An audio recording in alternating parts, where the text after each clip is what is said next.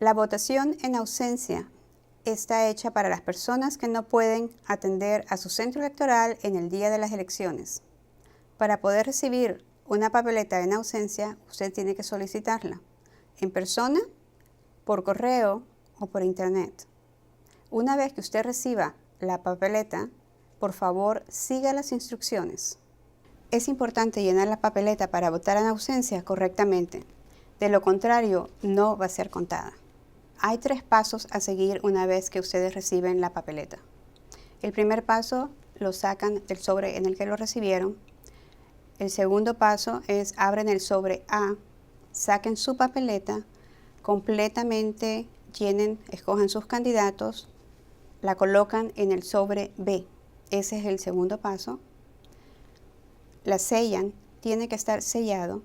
Pongan su nombre, su dirección, la firma y la firma del testigo. Y el último paso a seguir, la colocan en el sobre para regresarla a la oficina de elecciones.